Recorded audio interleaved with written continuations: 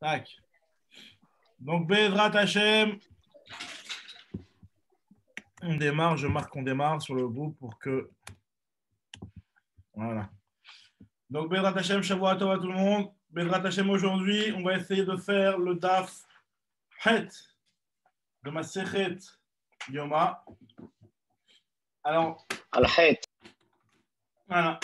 Demain, par contre, gros Daf de Haggadah avec. Donc, prévenez tout le monde, hein, parce que déjà, demain, on a besoin de monde pour le Minyan déjà. Mais en plus, c'est un gros Daf de Haggadah demain sur toutes les raisons du Khurban à Baït, Baït Rishon, Baït Sheni, pourquoi le Beth Amikdash a été détruit, etc. Et c'est des Gemarot qui sont connus, mais très intéressantes. Et c'est beaucoup de Chizouk. Ça renforce un petit peu pour Bezrat Hashem, pour qu'on mérite rapidement de la reconstruction du Beth Amikdash. Et pour qu'on soit à Yerushalayim ou au Beth Amikdash, Bezrat Hashem. Amen. Comme ça, la miel, tu vas gratter tu joues au Beth Amikdash directement là-bas. Vous êtes Simon. Ah, Ramalo, Bezrat Hashem. Alors, on y va. Alors voilà, donc là, on en était à Dafret. Attends. Qu'est-ce que tu m'as dit? Pourquoi tu m'as dit Amiel? Pourquoi j'ai dit Dafret, n'importe quoi. Dafzaïm. On en était à Marabaye, exactement comme Amiel nous l'a dit. Il a fait. Donc voilà, je remets un petit peu dans le contexte. Trop fort, Amiel. Même sans Tagmara. Non, il a Tagmara. Je crois qu'il n'a pas Tagmara, Amiel. Alors. Très bien. J'ai revu la vidéo juste avant, c'est tout. Ah, Chazak. Je sens la Gemara. Voilà, donc on parlait hier, on avait parlé du Inyan de la Touma. Est-ce que la Touma, lorsque c'est un Korban Tzibour, elle avait été complètement autorisée, ce qu'on appelait Outra Betzibour, ou elle avait été Dehouya, elle avait été seulement repoussée, mais elle n'a pas complètement été autorisée, la Touma. Et on avait dit que quand on avait commencé à parler de ce sujet-là, on avait rapporté le Inyan du Tzitz. Le Tzitz, c'était le fameux vêtement du Kohen Gadol, la petite plaque sur laquelle il y avait marqué le nom d'Hachem qui était posé sur son front.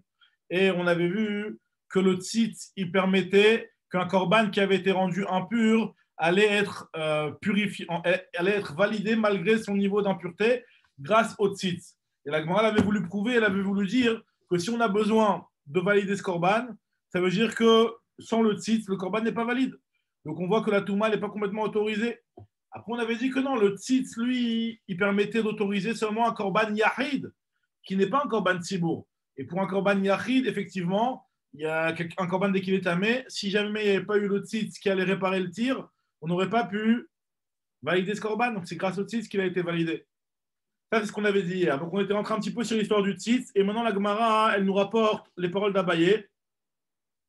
Parce qu'on avait vu. Voilà. Voilà, si j'y suis. Amar Abaye. On avait vu sur ça une discussion juste avant. On s'est arrêté sur une discussion. Est-ce que le tzitz du Kohen Gadol peut permettre de valider les korbanot impurs, même lorsque le tzitz n'est pas sur le front de Aaron? Sur le front du Kohen Gadol, quoi, en l'occurrence. D'accord? Est-ce que le korban ça peut arriver, par exemple, à un moment où le Kohen Gadol il est parti aux toilettes, où il est parti se reposer, et à ce moment-là, il n'avait pas de tzitz sur lui quand il est aux toilettes. Comme on va voir juste après, sur le tzitz, il y a le nom d'Hachem. Donc, il ne veut pas rentrer avec le tzitz aux toilettes. Donc, si jamais il a besoin d'aller aux toilettes, il devait enlever le tzitz.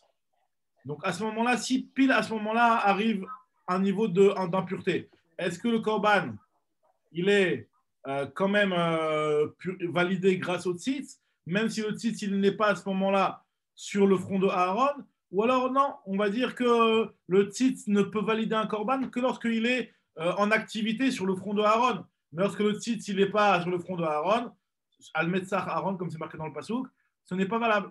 Alors ça, on avait vu sur ça une discussion, on avait vu sur ça une marloquette. On avait vu une marloquette entre Rabbi Shimon et Rabbi Yehuda. D'après Rabbi Shimon, c'est seulement quand il est. D'après Rabbi Shimon, même s'il n'est pas sur le front, c'est quand même validé. Même s'il n'est pas sur Aaron, le tzitz peut valider le korban. Tandis que d'après Rabbi Yehuda, c'est seulement lorsque le tzitz il est sur le front. Voilà, on s'est arrêté sur ça. Maintenant, Abaye va nous donner une précision sur cette discussion-là entre Rabbi Shimon et Rabbi Yehuda. Amar Abaye, Ben Ishbar Atzitz. Si jamais le tzitz il est cassé, Donc, c'est-à-dire que non seulement le tzitz, il n'est pas sur le front de Aaron, mais il est complètement cassé. Est-ce que dans ce cas-là, Rabbi Shimon, il va continuer à persister et à dire que le korban est validé? Alors, nous dit la Gemara, Benish Baratzit Zekulal Malopelige de l'homme eratzé. Dans le cas où le tzitz est cassé, d'après tout le monde, ce n'est pas meratzé, le korban n'est pas validé. Le tzitz ne peut pas valider alors que le tzitz lui-même, il est brisé. Qui peut liguer? Quand est-ce qu'il y a la discussion? D'étaler besirta. Lorsque le tzitz, il est pendu, il y a Joseph qui rentre. Lorsque le tzitz, il est. Il n'y a pas un tis de rechange. Il y a deux tis, hein. Alors peut-être qu'il y en avait un de rechange, mais qui n'était pas pour l'instant sanctifié, qui n'était pas validé. Je ne sais pas, c'est vrai, c'est une bonne question. Shavuot Joseph. Salut, Shavuot, ça va? Baruch Hashem, on est en train de dire que le tzitz de Aaron à Cohen, enfin du Cohen Gadol, tout simplement, même l'avis qui disait que lorsque le tzitz n'était pas directement sur le front de Aaron, il continuait quand même à valider les korbanot qui auraient pu être rendus impurs Beshogeg. Enfin, on avait vu que dans tous les cas, ça validait le korban. Ça, c'est seulement dans un cas où le tzitz est en bon état, mais juste qu'il n'est pas sur le front de Aaron. Par contre, si le tzitz il est cassé, alors là, dans un cas pareil, tout le monde sera d'accord que le tzitz ne peut pas valider le korban. Maintenant, Amiel il a posé la question et Amiel il s'est demandé est-ce qu'ils avaient un tzitz de rechange? Alors, j'imagine que si jamais le tzitz, alors, est-ce que, ou alors, au moment où le tzitz se casse, il fallait en recommander un autre et en refabriquer un autre. Alors, je ne sais pas, je ne pouvais pas te dire, mais quand bien même il y en avait un de rechange qui était prêt à être disponible et à arriver direct. Bah, a priori, non, puisque tu te dis que quand il se casse, alors donc ça veut dire que. Justement, c'est pour ça qu'il a demandé la question. Mais moi, j'ai envie de te dire que même si on avait un de rechange, tant que tu ne l'as pas désigné, tu ne l'as pas été Makdish en tant que tzitz, parce que j'imagine que même quand il avait préparé, il n'était pas rendu Ekdesh complètement à la base. Parce que le tzitz, il n'y en a qu'un seul. Tu ne pouvais pas en avoir plusieurs. Mais a priori, hein, il me semble, hein, maintenant, à mon avis, il devait rendre Ekdesh que dans le cas où il y a un problème, il fallait être Makdish auto. Mais en tout cas, dans ce laps de temps, le temps que tu viens et que tu ramènes le nouveau tzitz de remplacement, à ce moment-là, si jamais il y a un korban qui est devenu impur, le tzitz ne peut pas permettre la validation. Alors, on continue l'agma.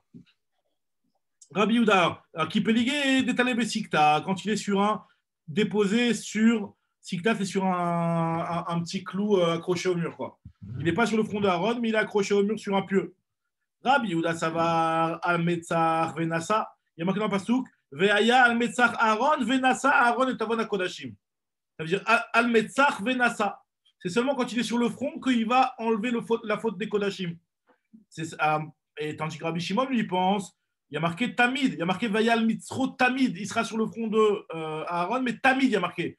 Le mot Tamid nous fait comprendre que le Tamid les Ratson, ça veut dire que Tamid les Ratson, il y a marqué dans le passage Tamid les Ratson, il finit Hachem, c'est pour dire que le tzitz, il est toujours Meratzé, même quand il n'est pas sur le front. Comme ça, Rabbi Shimon, il apprend. Alors, moi, je te dis, Maï Tamid, qu'est-ce que vient de nous apprendre le mot Tamid? Qu'est-ce que Rabbi Shimon explique? Il est Maché Tamid al Mitzro. Si c'est pour nous dire qu'il était tout le temps, 24 heures sur 24, sur le front de Aaron, c'est pas possible, nous dit la Gemara. Mi Mashka Hatla, est-ce que c'est possible que le tzitz soit entièrement à 24 heures sur 24 sur le front de Aaron? Pourtant, Mi Loba Me'al Lebeta, qui sait? Est-ce que Aaron n'a-t-il pas besoin de temps en temps d'aller aux toilettes ou d'aller faire ses besoins, d'aller Miloba Minam? Est-ce qu'il n'a pas besoin de dormir? Minam, ça veut dire dormir.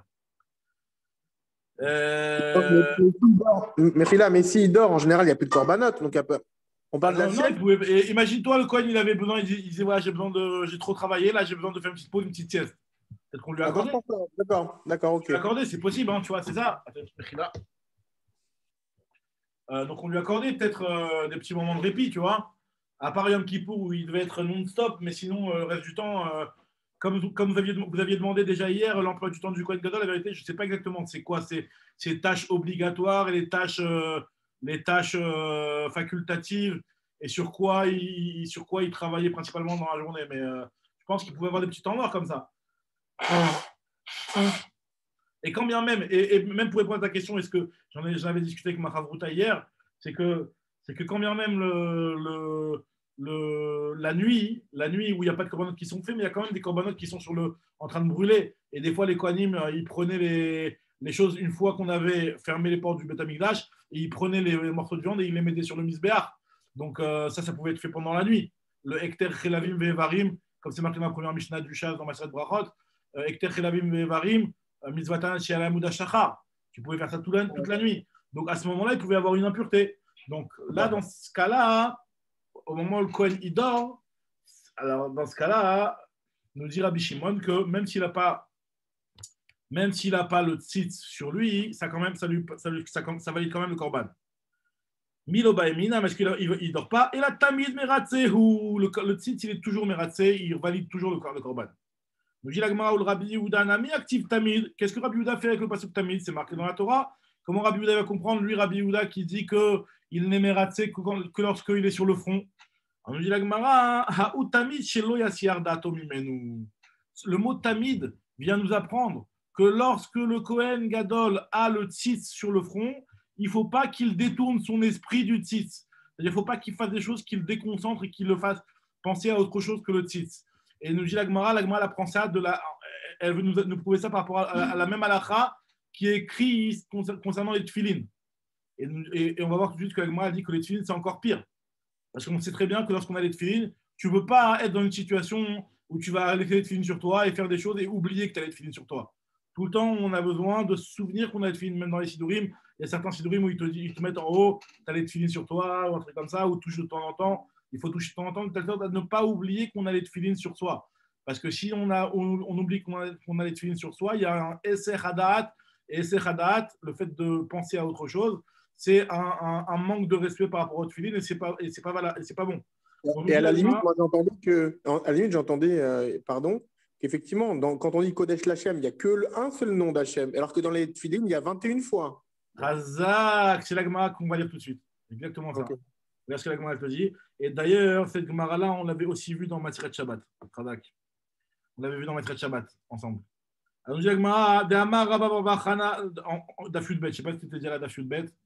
En tout cas, nous dit la Gemara, De'amar Rabba Bar Ravuna, Chayav Adam, les Mashmesh, Betfilav, Bekol, Sha'a, Vesha. Un homme, il doit toucher cette filine à chaque instant. Il doit être conscient qu'il a les tefilines sur sa tête et ne pas détourner son esprit. Et ça, on apprend Kalvachomer Mitzitz. On apprend ça par un raisonnement de Kalvachomer, donc pour dire a fortiori du tzitz. Et c'est ce qu'il a dit Joseph. Ouma tzitz. Alors, c'est quoi le Kalvachomer? Si déjà le tzitz, chez Enboela Askara Achat, qui ne contient qu'un seul nom d'Hachem, Amra Torah Al Mitzro Tamid, la Torah a dit que le Kohen doit toujours, à n'importe quel instant, être conscient qu'il a sur lui le tzitz. Alors, les tefilines qui ne contiennent pas une seule fois le nom d'Hachem, mais comme il a dit 21 fois, alors je n'ai pas compté. 21 fois, c'est un chiffre que tu tiens de source sûre? Non, c'est sûr, parce que moi, d'abord, je l'ai compté. Ah. D'abord, je l'ai compté dans les deux parachiotes, donc de Veaya, etc., enfin les quatre avec Ve'afta et Veaya. Ve'afta et Kaneshli Veaya. Il y a 21 fois. Et quand tu retrouves, et quelqu'un qui mettrait entre guillemets, bon, Agave, il y a Rashi, Rambam, Rabbeinu Tam, et il y en a qui mettent Shimusha Rabba, il a 63. 63, c'est 3 fois le nom de Eye, Hacher et ça fait 2 fois, parce que ça fait 21. Et tu as une troisième fois, tu verras. Tu verras dans la page, c'est le 63e Hamoud. C'est le 63e Hamoud de la Torah. Si tu prends un Tikkun Sofrim. Ah ouais. Et que tu verras que si tu montes la première ligne, vous montez la première ligne de la première Shura jusqu'au premier Veheye, c'est 21. Et tu prends le dernier Eye, d'en bas vers le haut, c'est 21 fois. Blaïna, je l'ai fait les codes de la Torah là. Le Rav, tu sais qui est fait en Gematriot, rien ne vient de moi. Le Rav, je suis comme Ménaché, Rav Ménaché. Rav Ménaché, c'est ce que j'allais te dire, les codes de la Torah. Je t'ai dit ce que je t'ai dit. Voilà. Il a fait. Bon, en tout cas, très bien, Kolakavod. En tout cas, voilà, donc c'est ce que la Gemara ici nous dit que dans les tefilines qui contiennent beaucoup plus Askarot Arbe, la Gemara te dit, il y a beaucoup de fois le nom d'Hachem. Alors, à plus forte raison qu'il faudra être concentré de l'avoir à n'importe quel moment, de savoir que tu l'as sur toi et donc de toucher tout le temps pour être conscient que tu as les tefilines.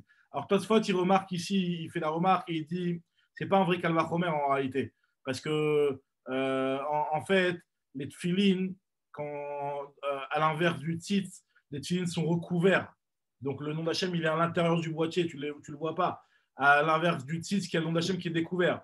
Et toutefois, tu dis, et quand bien même tu vas me dire que dans les tefilin, il y a le shin, d'un côté, il y a le dalet et il y a le yud, il va te dire, ces choses-là, il n'y a que le shin qui est une vraie écriture, mais sinon, le dalet et le yud, c'est des trucs en cuir, c'est pas exactement considéré comme une vraie écriture, c'est pas exactement la même chose que le tzitz. Donc il dit que c'est pas un kavachomer, c'est un kavachomer qui est que des rabbanan.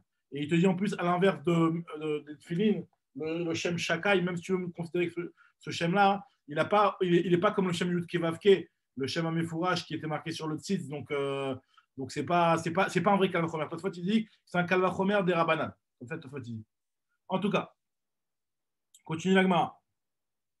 Ou le Rabbi Shimon dit l'Agmara, le Rabbi Shimon d'Amar Tamid Meratze Ve'aktiv al Mitzro Venasa. D'après Rabbi Shimon qui dit qu'à n'importe quel moment le tzitz il est capable de valider le korban.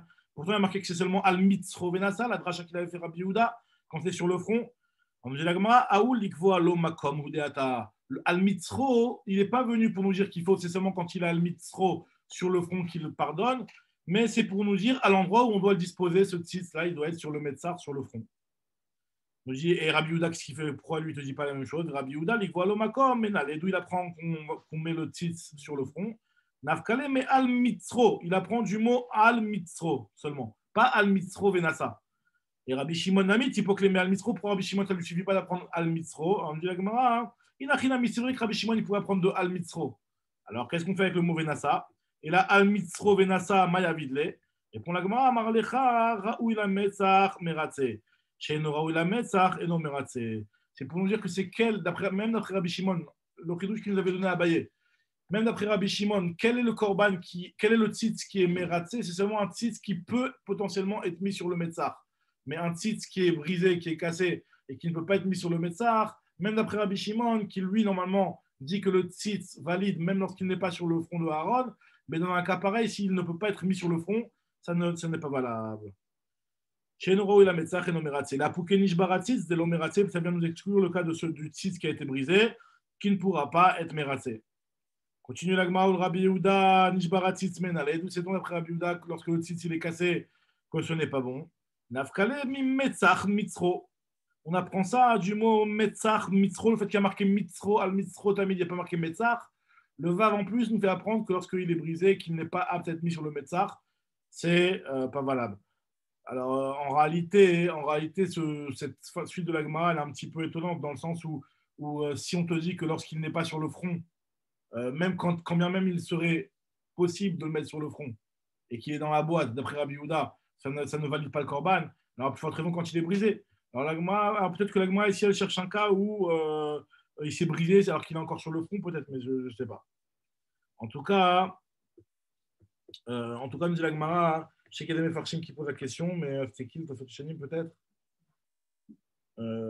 Top, je ne sais plus. En tout cas, nous dit l'Agmara continue.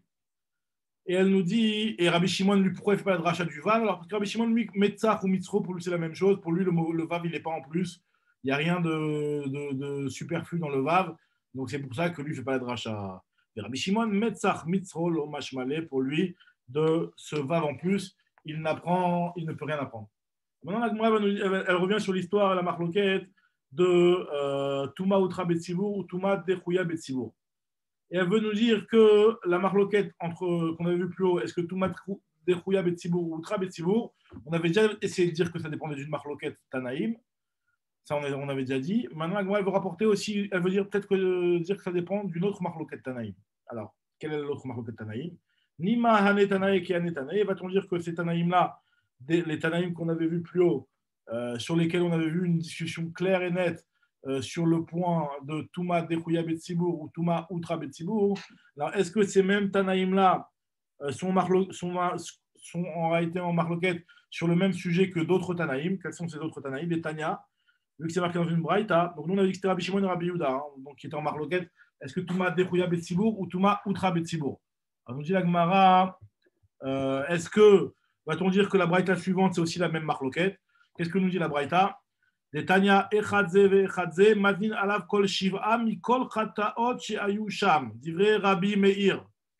Donc nous on avait vu, alors là maintenant on va rentrer, on avait déjà vu cette braïta là plus haut. On avait déjà dit que le Kohen Gadol, Donc, lorsqu'il était pendant les 7 jours où on le séparait de sa femme, et donc il était dans l'enceinte du Beth Amikdash pendant les 7 jours dans la Lishkat Parhédrin, et aussi le Kohen qui était responsable et qui allait devoir faire la para Adouma.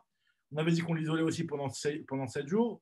Donc, ces Kohanim-là, aussi bien l'un que l'autre, aussi bien le Kohen Gadol Yom Kippour que le Kohen Asoref et Tapara pour la para Adouma, on devait leur jeter de toutes les eaux de para Adouma qui étaient possibles de lui jeter dessus pendant cette période-là. Donc, les Mefarshim ils expliquent qu'en réalité, toutes les paroles Adoumot qui ont déjà été faites dans l'histoire du Ham Israël, même s'il y a marqué, je crois qu'il n'y en a eu que 8 qui ont été faites, ou un truc comme ça, je ne sais plus combien exactement.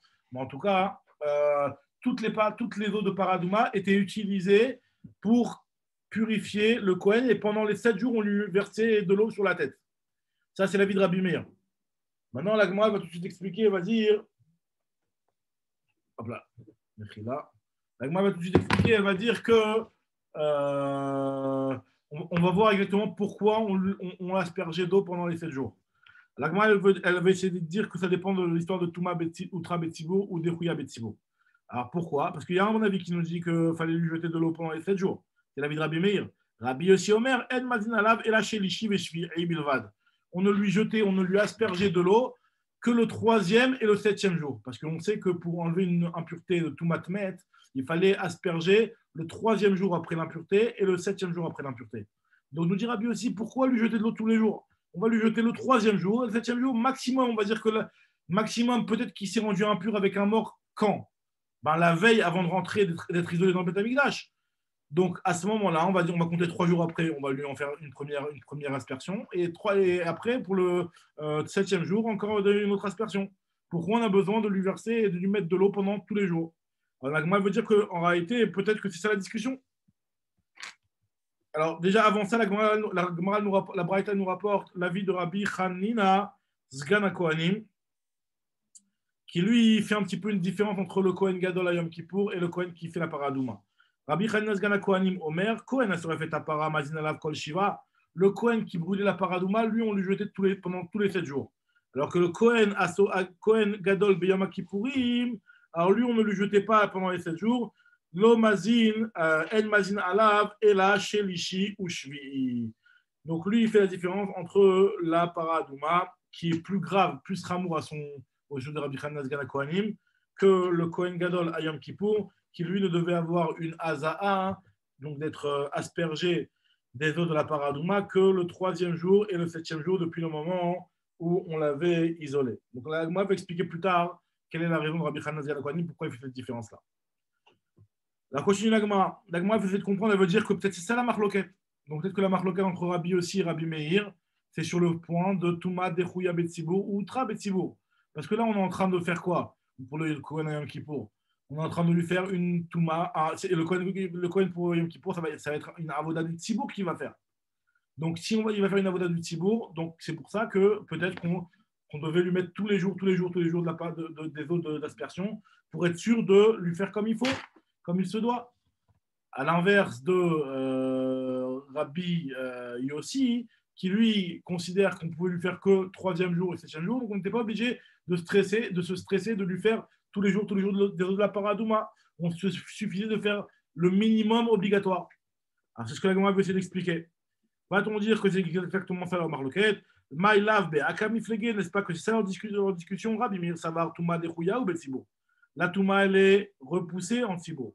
Tandis que Rabbi aussi savar touma heter hi betsibour. La touma elle est autorisée en tzibour, complètement autorisée. Outra betsibour.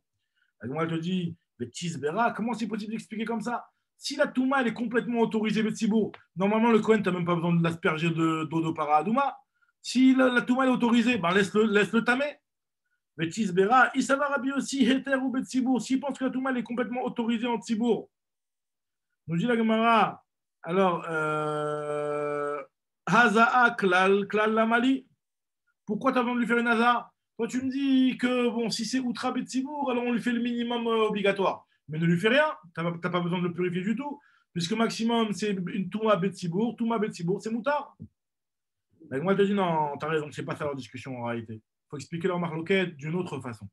Elle a découlé Alma, Anetanae, Savre, Touma, Dechouya ou Betsibour. On est obligé de dire que tous les avis qui sont cités ici, aussi bien Rabbi Meir que Rabbi Yossi pensent que la Touma n'est pas Outra Betsibour, mais Derchouya Betsibour. Ah, nous dit la Gemara, alors si c'est comme ça, quelle est leur discussion alors au final? Je vais t'expliquer leur discussion, je vais t'expliquer différemment. Rabbi Meir Savar, Amrinan, Tvila, Bismana, Mitzvah. Rabbi Meir lui te dit qu'on doit appliquer la règle de Tvila, Bismana, Mitzvah. Alors il faut savoir qu'il y a une grande discussion dans les Tanaïm. Est-ce qu'une Tvila, alors il est clair que lorsque on fait la Tvila au mikvé, alors après que la date minimum soit passée, c'est valable. Par exemple, une femme qui doit aller au mikvé je sais pas moi, le samedi soir par exemple, et au lieu d'y aller le samedi soir, elle y va plus tard. Alors c'est clair que cette tvila au mikvé, elle est quand même validée. Mais le problème, c'est qu'il y a une halakha de tvila bismana mitzvah. Donc à l'époque du Beth Amikdash, surtout, on savait exactement quand est-ce qu'était la tvila obligatoire pour la femme, obligatoire minatora surtout. Joseph Naoum. Donc, la fin, il y a une halakha qui dit que tu dois faire obligatoirement Tvila Bismana Mitzvah. Ça dit quoi, Mechila? Ah, Mechila. Donc, ce que j'étais en train de dire, c'est que la femme, enfin, ou n'importe quelle personne qui est impure, à partir du moment où arrive la date à partir de laquelle elle peut se tremper, donc, Mikan ou les Abba, si elle se trempe, le mikvé, il est valable. D'accord? Mais par contre, il y a une marloquette, et donc là, on va voir cette marloquette ici. Est-ce qu'on a une obligation de le faire dès que c'est possible? Ça veut dire que, imaginons par exemple un Zav. Lui, cette vie-là, il doit être je sais pas moi, le lundi matin, par exemple, ce Zav. Est-ce qu'il est obligé de le faire le lundi matin ou il peut le faire le lundi soir, le mardi? Il a aucune tarotte à toucher entre-temps. Il te dit non, j'ai pas le temps le lundi d'aller au mikvé, j'irai peut-être mardi. Non. Il y en a qui te dit Tvila bismanam mitzvah, tu dois la faire la Tvila en son temps. Si jamais tu peux te rendre pur à partir de lundi matin, le Zav, il doit aller au mikvé depuis le lundi matin. D'accord? Ça, c'est Tvila bismanam mitzvah. Donc là, en l'occurrence, dans notre histoire, à nous, c'est quoi l'histoire? On a un Kohen Gadol qui a été isolé. Maintenant, nous, on n'est pas au courant que ce Kohen Gadol, il est Mémet. On n'a pas d'information. Pour nous, il n'est pas impur pour l'instant. Enfin, on n'a pas d'information qu'il est impur. Maintenant, nous, on a un Safek. Peut-être qu'il s'est impurifié, il n'a pas fait gaffe. Donc, on n'a pas dit qu'on doit. Quoi? Attends, on n'a pas dit par rapport aux Zvokin, on doit les mettre à mettre. Khazak, alors ça, c'était pour la Paradouma. Pour la Paradouma, on avait dit que par rapport au. Ah, d'accord. On devait l'impurifier, on lui donne un statut de Tvoulium. Ça, c'était par rapport à la Paradouma. Là, maintenant, par rapport au Kohen Gadol à Yom Kippour. Et par rapport au Kohen Gadol à Yom Kippour. Lui, au contraire, il ne fallait pas qu'il soit Tvoulium, il fallait qu'il soit vraiment complètement Tahor. Maintenant, lui, quand bien même il s'est impurifié sans avoir fait gaffe, il était en contact avec un mort avant que tu l'aies isolé. Parce qu'à partir du moment où tu l'as isolé, il est dans le Beth Amikdash, il n'y a pas de raison de craindre et de soupçonner qu'il a peut-être touché une impureté. Mais s'il avait touché une impureté dans les jours qui ont précédé son isolement, alors le problème il est de savoir quand est-ce que lui, il doit faire cette purification. Bon, on sait que à part le mikvé, il doit faire l'aspersion des eaux de la Paradouma le 3e jour après qu'il a été en contact avec le mort et le 7e jour. Maintenant, la question est de savoir quand est-ce qu'est ce 3e jour, quand est-ce qu'est ce 7e jour. Parce qu'a priori, de la même façon que le mikvé doit être fait bismano, d'après celui qui dit que tvila bismana mitzvah, pareil, l'aspersion de la Paradouma aussi doit être fait bismana. Ça veut dire que si jamais quelqu'un il a touché un mètre un jour, le 3e jour, obligatoirement, il doit faire la première aspersion. Et le 7e jour, deuxième dose, deuxième aspersion. D'accord? Donc, la Gemara, elle se dit, si la tvila bismana mitzvah, donc c'est pour ça qu'on doit lui mettre tous les jours, on lui met de la paradouma, pour que, donc le Kohen Gadol qui a été isolé pour Yom Kippour, on va l'asperger tous les jours d'eau de paradouma, pour que si jamais il avait une impureté par rapport à un maître, donc dans les jours qui ont précédé son isolement, au moins qu'on ait un jour parmi les jours qu'on va essayer au hasard, qui va être la Aza'a Bismana Mitzvah, qui va être l'aspersion en son temps. Donc c'est pour ça que Rabbi Meir, il te disait qu'on lui fait tous les jours de l'aspersion. Tandis que Rabbi aussi, il te dit non, pas du tout. Viens, on va prendre le cas le plus extrême. Le cas le plus extrême, c'est qu'il a touché un mort avant de rentrer, avant d'être isolé. on va lui faire le 3e jour et le 7e jour.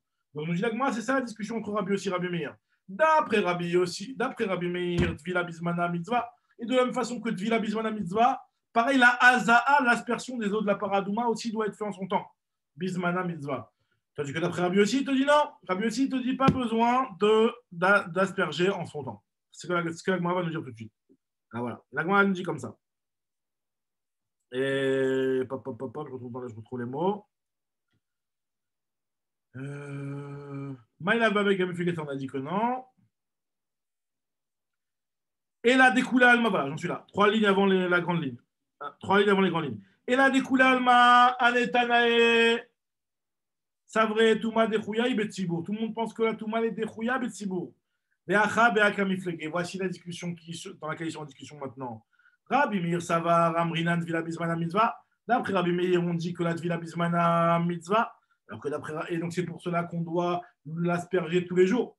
Pourquoi? Parce que pour espérer, peut-être que si jamais il a été rendu impur sans le savoir, au moins on arrive à un jour bidjouk, le jour qu'il faut. Et qu'on fasse une Haza'a Bismana. Rabbi Yossi Savar, lo Amrinan Tvila Bismana Mitzvah. Mais Rabbi Yossi, il pense que non, on ne pense pas que la Tvila Bismana Mitzvah. Mais l'Agma dit, ah bon, comment je peux dire une chose pareille? Ça va, Rabbi Yossi, lo Amrinan Tvila Bismana Mitzvah. Est-ce que c'est possible de dire une chose pareille que Rabbi Yossi ne serait pas d'accord avec ce principe-là de Tvila Bismana Mitzvah? Pourtant, il y a une braïta, Ve'atanya, Areshaya Sham, Shem Katuv Al Besaro. On avait déjà vu cette Gemara dans Maseret Shabbat. Quelqu'un qui avait sur sa peau le nom d'Hachem qui était écrit, d'accord? Je vous avais raconté la petite anecdote du boxeur qui avait mis le schéma Israël gravé en tatouage sur son dos. Hachem, Somazir, Kolam Israël, tu vois, Bedrat Hachem.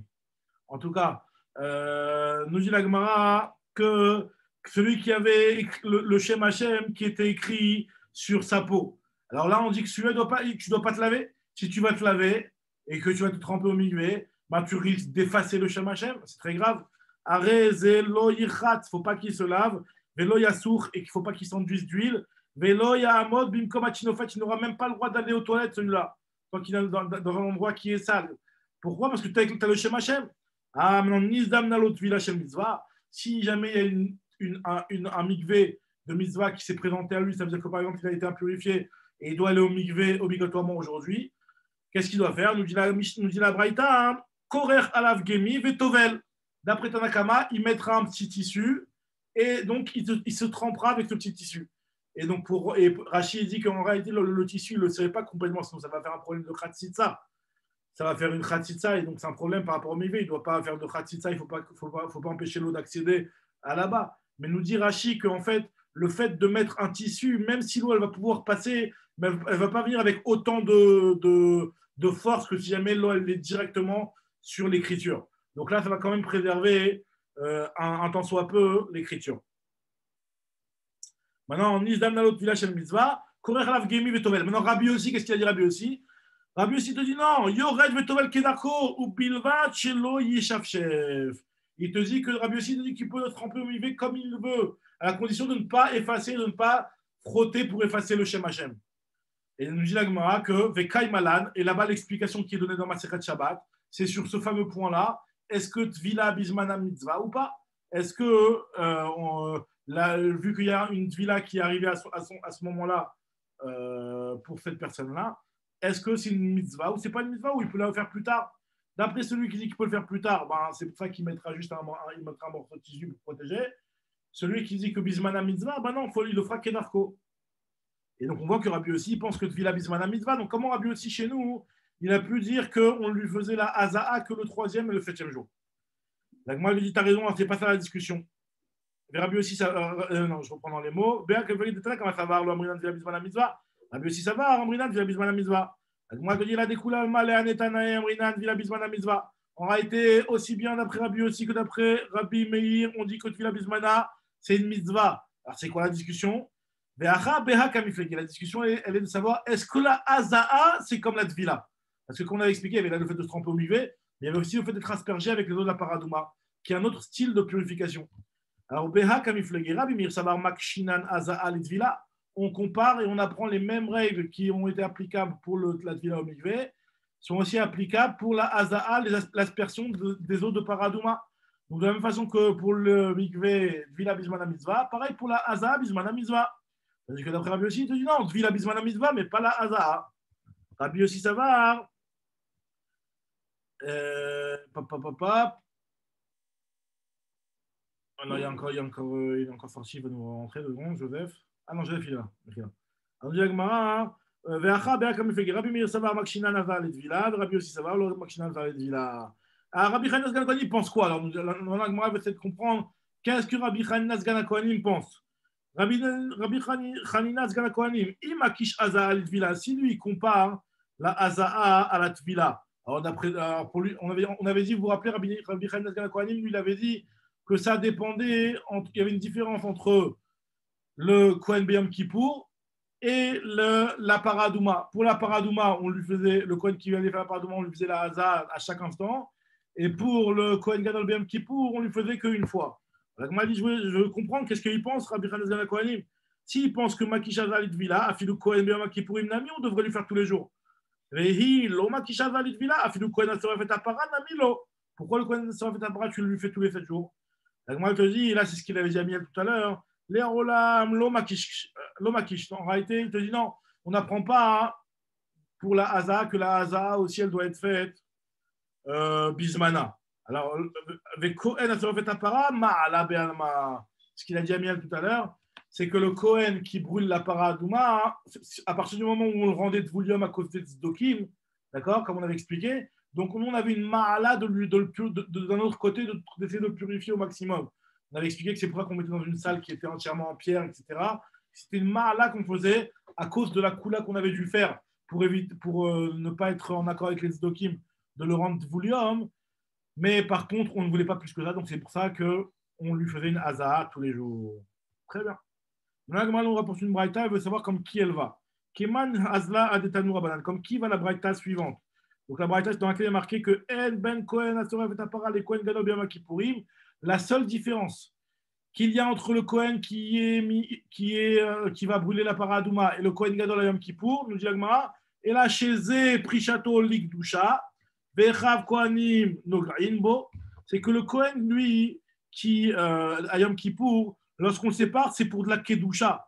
C'est-à-dire que comme lui, il doit rentrer dans le Machane Shrina, il va rentrer dans le Kodesh HaKodashim. Donc, on l'isolait justement parce qu'il allait rentrer dans la Kedusha, dans le Machane Shrina. Et donc, Echav Kohanim no Gimbo. Et donc, ces Kohanim n'ont pas de problème à le toucher. Il n'y a pas de problème d'impureté en réalité. C'est un problème de Kedusha. Donc, c'était juste par rapport à ça qu'on devait l'isoler, par rapport au fait qu'il allait rentrer dans le Kodesh HaKodashim.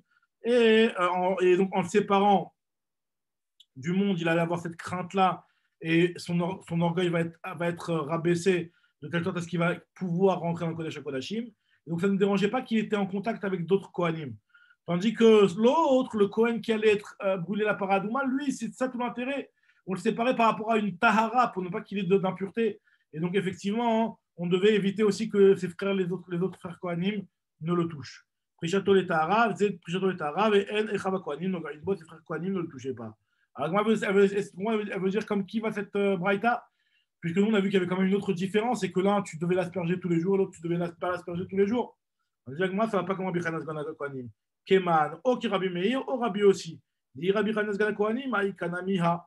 D'après Rabbi Chanan Sgan Kohanim, il y a aussi la différence qui est justement de dire que le paradouma, le Kohen qui était isolé pour la paradouma, on devait l'asperger tous les jours d'autres paradouma. Tandis que le Kohen Gadol, c'était seulement, d'après Rabbi Chanan Sgan Kohanim, seulement le 3e et le 7e jour. Très bien, continue la Gemara pose une question. Matkif, la Rabbi Yossi, Rabbi Chanina. Il a posé une question Rabbi Yossi, Rabbi Chanina. Il a demandé comme ça. Alors voilà, nous on va essayer de comprendre maintenant. Donc nous on a expliqué que la discussion c'était par rapport à Tvila Bismana Mitzvah. Maintenant là on va essayer de faire le calcul. La Gemara va essayer de faire le calcul et de savoir quels sont les Hazaot qui sont obligatoires pour que tu aies forcément une Haza'a Bismana Mitzvah. Parce que nous, on a dit qu'on lui faisait la Haza'a tous les 7 jours. Mais a priori, ce n'est pas compréhensible.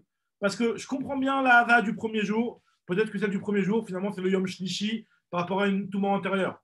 Ou le Yom Shvi par rapport à une. Non, enfin, c'est pas le Yom Shvi puisqu'il n'a pas fait le Shlishi. Il faut forcément faire Shlishi chez Vi. Donc le premier jour, je comprends bien, ça peut être le Shlishi d'une Touma antérieure.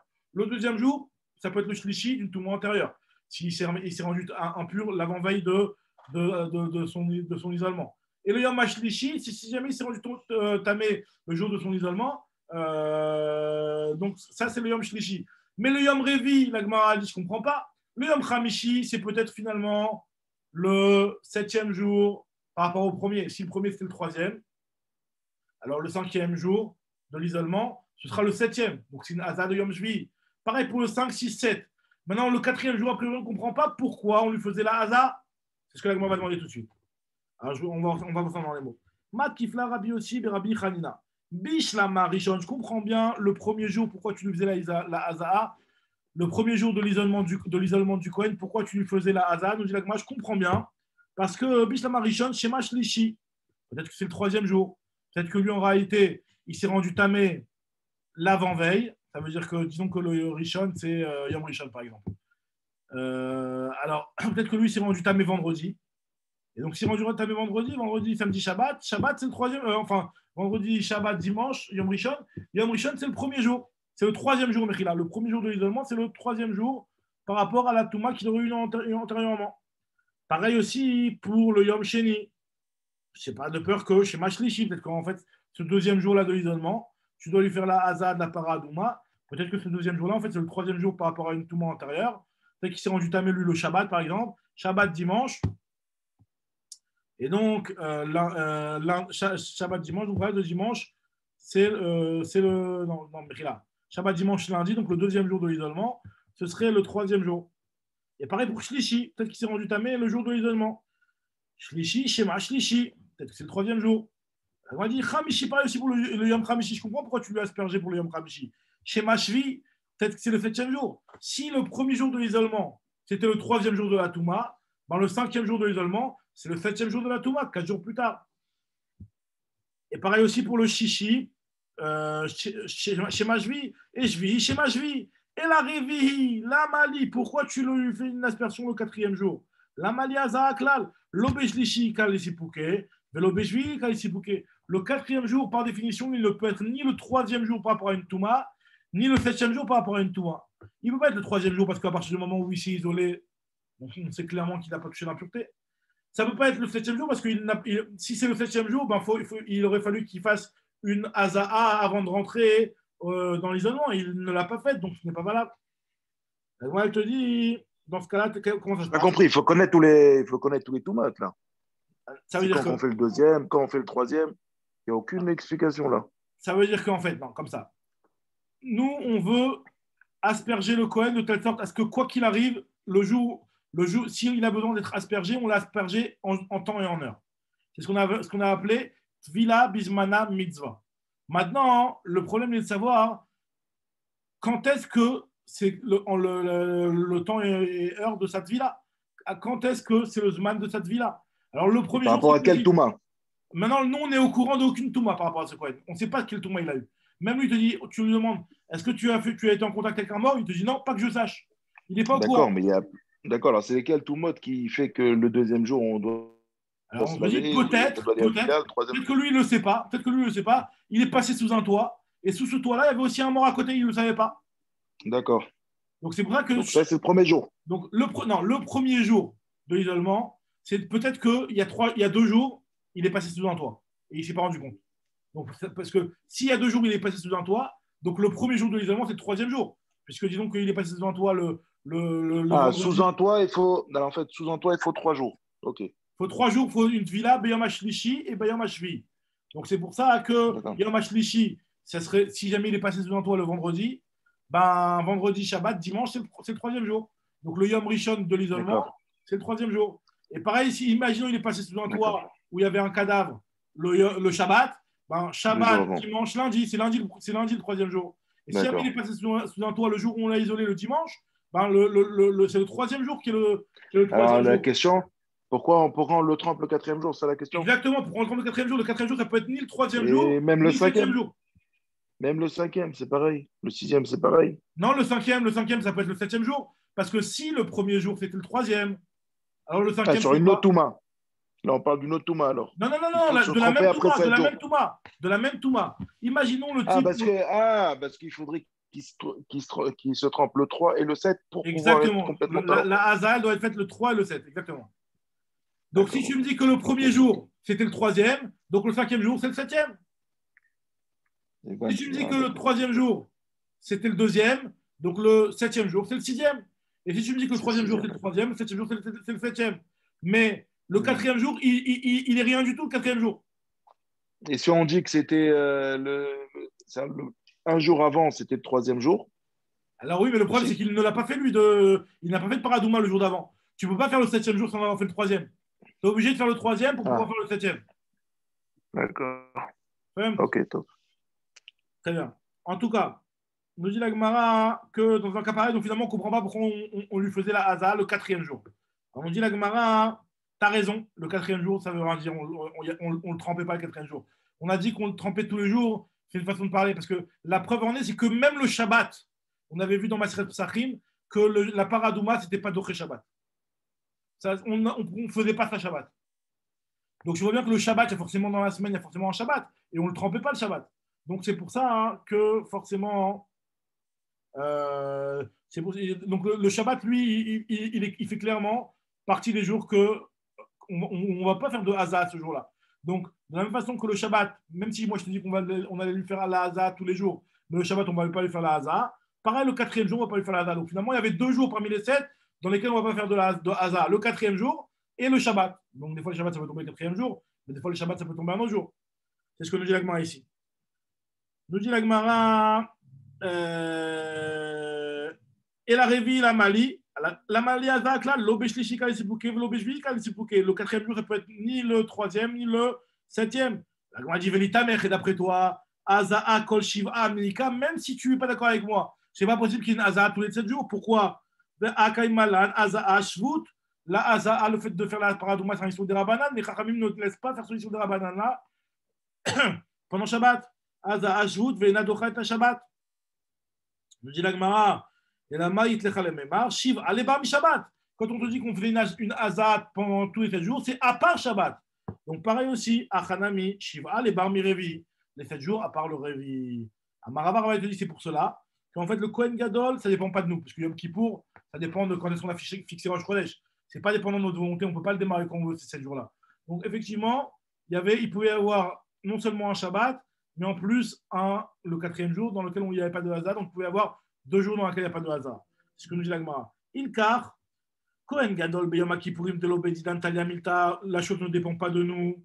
Et la Bekvia de Yarchat, Talia Milta, ça dépend de quand est-ce qu'on a fixé le mois. Donc c'est pour ça que Betishre, elle est frouché. Betlata Betishre, elle est frouché. Donc le 3 Tishri, on commençait à l'isoler. Puisque 7 jours avant Yom Kippour, c'est le 3 Tishri. Yom Kippour, c'est le 10 Tishri. Donc 7 jours avant Yom Kippour, c'est le 3 Tishri.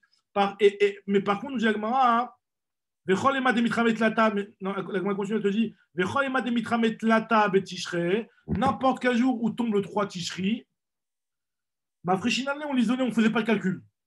Aval Kohen a Soref et Tapara, mais par contre, le Kohen qui lui était Soref la para, des Bedidan, Talia Milta, la chose dépend de nous, c'est nous qui décidons quand est-ce qu'on veut faire la para à Douma. Donc, quand est-ce qu'on veut brûler la para. Donc, vu que la chose elle dépend de nous, nous dit la Gemara, ma Frishinale Berevi Beshabbat. On le séparait le Yom Revi Beshabbat, de telle sorte qu'il n'y ait plus de Yom Revi. Qui est Chid et dit Treme Revi chez l'O Beshabbat. Pour que son 4e jour tombe en Shabbat. Parce qu'en le prenant le mercredi, donc il y a jeudi, vendredi, Shabbat. Donc c'est-à-dire que Revi, Revi, Hamishi, Shishi, Shabbat. Donc le 4e jour, c'était quoi le 4e jour? Le 4e jour, c'était Shabbat. Donc finalement, il ne faisait pas de Hazah ce jour-là pour 2 raisons. Parce que c'était le Yom Revi et parce que c'était le jour de Shabbat. Très bien. Là, on a fini ce point-là. La Gemara, on va juste commencer un petit peu la suite. La Gemara va nous prendre l'histoire de... On avait appelé la salle dans laquelle on isolait le Kohen Gadol l'Ishkat Parhedrin. Pourquoi on appelait ça l'Ishkat Parhedrin, nous dit la Gemara. Tanya, Rabbi Yehuda, Vechi, l'Ishkat Parhedrin. Aïta. Est-ce qu'on appelait vraiment cette salle-là l'Ishkat Parhedrin? Elle s'appelait à la base, comme ce qu'il nous a envoyé, le petit message qu'il nous avait envoyé Joseph de la Mishnah, là. Elle s'appelait l'Ishkat Balvati, cette salle-là. Pourquoi on l'appelait Parhedrin, nous dit la Gemara? L'Ishkat Balvati, Aïta. Et la Betrila, Yukorinota, l'Ishkat Balvati. En réalité, à la base, elle s'appelait la l'Ishkat Balvati. D'accord? C'est un nom en yavanite, comme je ne sais plus comment tu avais dit en yavanite, c'était ça. En tout cas, voilà, ça s'appelait comme ça. Ouais, en Yavani, c'était les légionnaires. ומתוך שנותנים עליו ממון לכהונה ומחליפין אותה כל 12 חודש כפרהדרין, et le fait que cette pièce-là, enfin, les Kohanim d'Olim pour le deuxième Beth Amikdash, comme on verra demain, Bezrat Hashem, les Kohanim d'Olim dans le deuxième Beth Amikdash, ils ne terminaient pas leur année. Donc tous les ans, pratiquement, il y avait un Kohen Gadol Khadash. Et le Kohen Gadol, à chaque fois, il voulait rénover cette salle-là, vu que c'était la salle du Kohen Gadol, etc., qui montrait la couchette du Kohen Gadol, elle a été renouvelée tous les ans. Et nous dit la Gemara, c'est par Hedrin, ça fait référence à des officiers qui, eux, sont changés tous les ans. En réalité, pourquoi c'est des officiers qui sont changés tous les ans? Parce que vu que c'est eux qui allaient ramasser un petit peu les impôts pour ne pas qu'on les repère l'année d'après, donc on en mettait tout le temps des nouveaux, parce que de peur que si jamais après tu allais le repérer, comme il y en a qui expliquent, tu allais le repérer, donc après tu allais l'esquiver, le mec. Donc c'est pour ça qu'il était changé tous les ans. Donc par Hedrin, c'est un poste, on sait que c'est un poste qui dure que pour un an. D'accord? Donc l'Ishkat par Hedrin, ça fait référence à ça. Donc c'est pour ça qu'on a appelé par Hedrin, par rapport au fait que cette salle-là, hein, elle était renouvelée tous les ans, elle était retapée à fond, il y avait des nouveaux travaux et retapée à fond par le Kohen Gadol qui rentrait en fonction. Donc c'est pour ça qu'on appelle ça l'Ishkat par Hedrin. Comme dit l'Agmara ici, Mitor Shenotnim Alav Mamon Lekeuna ou Machlifin Ota Kol Shne Masach Chodesh a été changé et renouvelé tous les 12 mois. Qui est par Hedrin Alalou chez Machlifin Otam Kol Shne Masach Chodesh, comme ces officiers-là qui étaient changés et qui étaient remplacés par le roi tous les mois, tous les ans, Mechila, comment on appelle ça, tous les Shne Masach Chodesh. Donc c'est le Tiferet Israël qui explique ça, qui dit qu'il est changé pour ne pas qu'on les reconnaisse. Alors, c'est pour ça que l'efficace Hayou Korin Ota l'Ishkat par Hedrin, c'est pour ça qu'on appelait cette salle-là l'Ishkat par Hedrin. Alors voilà, on en est à Tnan Hatam. On s'arrête là, Bezrat Hashem, on reprend demain la suite. Chazak ou Baruch, les amis.